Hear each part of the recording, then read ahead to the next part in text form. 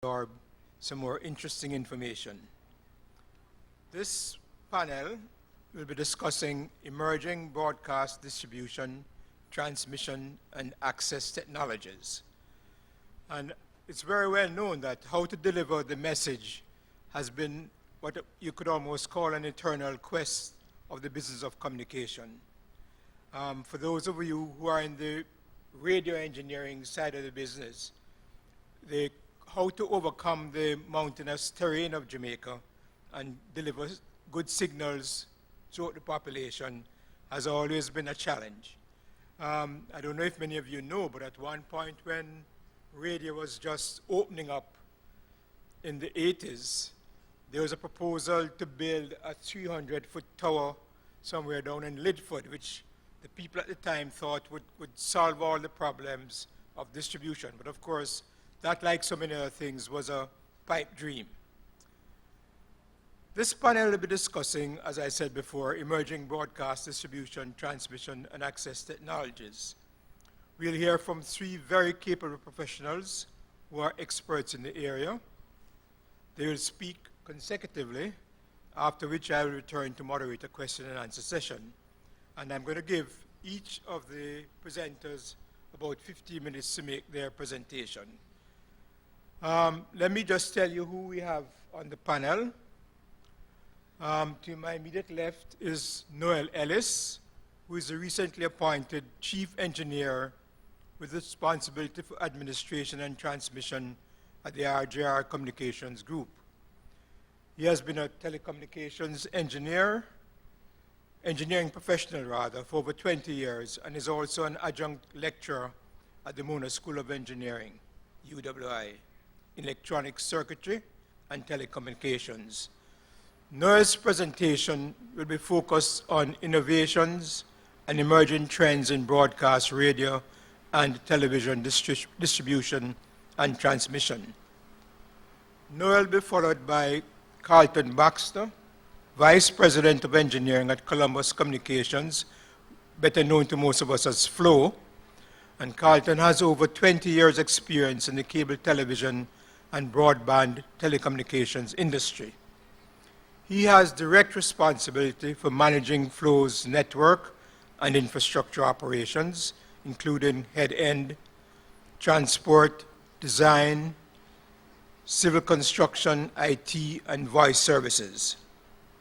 His presentation will focus on innovations in IP and cable platforms. The speaker who will round out this presentation will be Patrick Lafayette, well known to many of us as a Jamaican broadcast announcer. And if I can, at a personal note, Patrick at one time, in another time and another era, used to make the trek from Kingston to Mandeville in the afternoons to host a radio show at a station which I was involved with at the time. Patrick is the owner of Twin Audio Network Production Company, and parallel to his career in media, Patrick has pursued an interest in technology and is recognized as a high-level computer analyst. He's also involved in the music industry, both as an artist and producer, working with the likes of Betty Wright, Sly and Robbie, Eva Cooper, and Fab Five.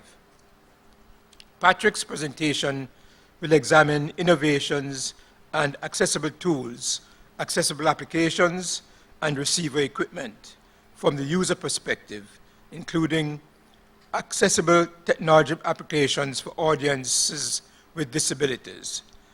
Ladies and gentlemen, please welcome the first presenter, Noel Ellis.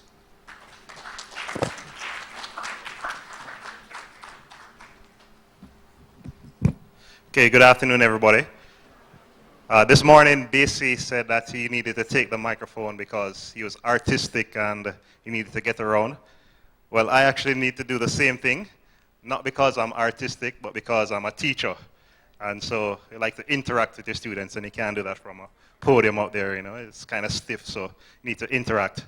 So not only, as was mentioned in my profile, not only am I the chief engineer at RGR, but I'm also a lecturer at the Mona School of Engineering. Next. Oh, I'm the one who has a There you go. Talking about technology and I'm not using it myself. All right, I start off by saying this. The views expressed on sports commentary are not necessarily those of TVJ. For those of you who watch news, the panelists earlier would know about this, but for those of you who watch news, you know Oral Tracy and his sports commentary starts off the same way every time. His views are not necessarily the views of TVJ. And I have to say that because as a technologist and as an engineer, you come out with great plans, great systems to be put in place, and then you go to your accountant and say, this is what we're going to do, and this is why we're going to do it. It's going to be excellent. All of our viewers will be able to have excellent pictures. It will look great. We'll get our name out there. And their question as an accountant is, how much is it going to cost me, and how much money am I going to make out of it? And when I can't answer those questions, it causes a problem. So I need to start off by saying that. So when we look at access and broadcast distribution, it's kind of a wide area, and I can spend all day going into all of the technicalities of it, but I was warned not to do that, so I have to bring it up a level. So I started looking at the access first, and then from the access make a determination as to where we're going. And I took a snapshot of my household one day. Everybody was at home, being entertained. I was about to say watching TV, but as you can see, they weren't watching TV. They were being entertained. My daughter was watching My Little Pony on YouTube on the desktop computer. My son was watching Mythbusters on Netflix on the tablet. And my wife was watching HD TV on Flow. And so again, so that I don't get into any problems like the previous panelists did, after all this was done at 7 o'clock, it was time for TVJ News.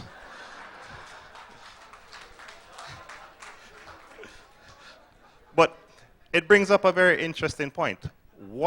How are people interacting? How are people accessing the content that is available? A company by the name of Sandvine, they do an annual research into how internet usage, how it is being used. And they do that twice a year. And these were the results for the second half of 2013. In North America, between Netflix and YouTube, that was taking up 50% of all internet traffic. So for every 2 bits that was transmitted on the internet, 1 of those bits was being used for video streaming on either Netflix or YouTube. And as we know from the previous presentations, there are many other streaming platforms, but these are the 2 most popular. And it's taking up 50% of all internet access. And that was fixed. That is internet that goes into your house. What is very interesting as well is that 23% was going into the mobile markets, mobile internet. So on your phone, persons were watching Netflix and YouTube. And in Latin America, 37% are on YouTube, fixed, and 2% Netflix. And the mobile is even less. But what is interesting about Netflix is that Netflix has just started recently coming into the Latin American and Jamaican market with their product. So I am fairly certain that in a few years' time, those numbers will be reversed and Netflix will be taking over. And that is internet content. Another company by the name of Alexia, they track now not how much internet is being used, but what are the most popular internet websites. And for Jamaica, because they track it by country, for Jamaica, number 1 was google.jm, number 2 is Facebook, 3 is Google, and number 4, the 4th most popular website in Jamaica is YouTube. Very interesting, the number 1 Jamaican website is Jamaica Observer. So that's a Jamaican-grown website. The number 1 is Jamaica Observer. And then Netflix is at number 62. As I mentioned previously, Netflix has just come into the Jamaican and Latin American market, so that number will be increasing. The interesting thing about online content is that it is targeted at the age group 12 to 24. Again, the previous group spoke about the power market and market segmentation. All I can say, I'm not marketing, that's not my forte. All I can say is that today's 12 to 24 age group is tomorrow 34 to 39. And as we said, that is a power market. So if they're watching content online now, what's going to happen in 5, 10 years' time, and those persons coming up. I suspect that the numbers will be growing even more and more of our content will go into the online platform. 2013 was a watershed year in the mobile industry. In 2013, this is the first year that the sale of smartphones outpaced the sale of dumb phones. So out of the 2 billion phones that were sold worldwide, 1.8 of them were smartphones. And what we know about smartphones is that they have internet capabilities. And so if they have internet capabilities and the screens are getting larger and larger, and they have this market segment called phablet now, which is an interface between a phone and a tablet. If the screens are getting bigger, more and more persons are going to be watching and consuming their content on these mobile devices. Just to emphasize how that is going to be played out in Jamaica, Lime recently in a press release announced that they'll be introducing LTE mobile technology into the market, into the Jamaican market. Now, LTE I don't want to go into all of the technicalities. If you can come to my class on a Thursday afternoon, we can go into all of the technicalities at that point. But the speed of LTE, you can get up to 300 megabytes per second worth of speed. Typically, for your house internet service, you're talking anywhere between 1 and 20 megabits, low end to the upper end. So if a mobile technology can give you 300 megabytes, you can just think about all of the content that you can put on this platform and don't have to worry about problems in terms of your streaming. Similarly, Digicel has recently bought bandwidth in the 700 megahertz, and thanks to Digicel for allowing the government to be able to pass the last IMF test with the purchase of this 700 megahertz bandwidth. But typically, the 700 megahertz is used for LTE. So just like how Lime is going into the LTE market, Digicel, more than likely, they haven't said what they plan to use the 700 megs for, but more than likely, it will be used for LTE. And when you're going into LTE, talking about data transmission, even more than voice transmission. So more and more, mobile will be the way to go in terms of content distribution and the way of accessing media. And line speed will no longer be a factor in how we access that content. Can you play?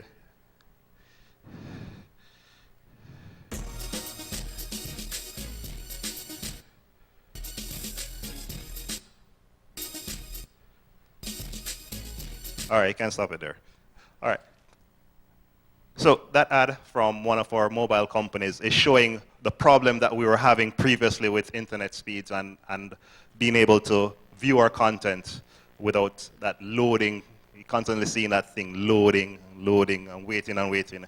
So when these mobile providers increase their bandwidth capabilities, that will no longer be a factor. And when you start to stream video and stream other content, it will no longer be an issue in terms of being able to see it without any problems.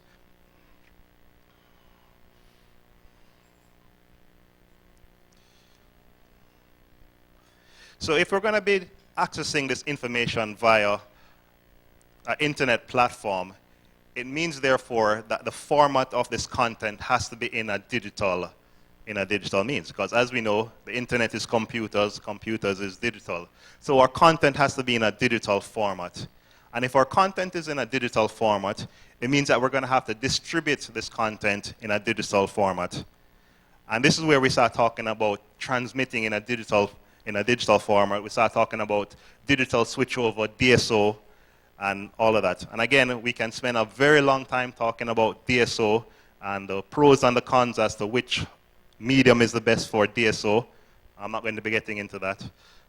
Again, if you come to my class on a Thursday evening, we delve very deep into that. They have assignment. In fact, my students have an assignment due on Friday about DSO and switching over. But the issue with DSO comes back to what I said in my opening with my caveat, is the cost associated with doing the digital switchover. How is my accountant going to be able to say, yes, we are able to make money out of this? Yes, The picture is going to look great. Yes, we'll be able to distribute it on the internet, but I'm going to have to spend billions and billions of Jamaican dollars. And how am I going to be able to recoup that money? So that is a big question for distributors of content. How are they going to be able to make back the money that they're spending on doing digital transmission and digital distribution? The keywords that we're seeing, and it was something that came up again this morning, is convergence and TV anywhere. So pretty soon you'll be able to watch Smile Jamaica on your regular TV. You'll be able to watch it on your laptop, on your tablet, on your smartphone. And in fact, we at TVG are even working on that, and in a few weeks' time we'll be able to demonstrate that you can do that. But again, it's a matter of bandwidth and the cost involved in distributing that. But convergence is the key. Convergence is where we're going. Everybody is moving to be able to see you, irregardless of what piece of device you're looking at this media on. It will be this very same content. And in order to do that, the only thing that all of these devices have in common is that they have an internet connection. Looking very quickly on the radio side of it. When I was growing up about 20 years ago, when I was very young in my parents' house, there were 3 radios in the house. There was one in the kitchen, one in the living room, and then there was one in the TV room, right? And then the one in the living room was a big gramophone, the old one that wasn't a radio anymore. It was actually just a whatnot, really, but it was still there, right? And we had one television, and very late, when I was about to move out of my parents' house, we had one computer. When I look in my house now, I don't have a radio. What I have is a smartphone that has a radio app on it. I have one television, and I have 3 computers plus a tablet. I don't live alone. So, if you think that the investment cost was difficult on the TV side in terms of investing in moving to digital content for TV, think about radio. I can't go to my accounting manager and say, please invest billions of dollars in digitizing radio, because the question is, what is the payback? How are you going to make back that money? I mean, it's very possible to do internet radio right now. There's internet radio and digital radio. In fact, there's a lot of digital and internet radio streams. But the question is, in the Jamaican market, is it possible to do it and make back your money? So as I close, I think the key word that we want to look at in terms of distribution and access and transmission is convergence. Everybody is moving their content into a digital platform, and the only common digital platform for all these devices is the internet. So more and more you're going to see the content moving to internet. Questions will come afterwards. So thank you.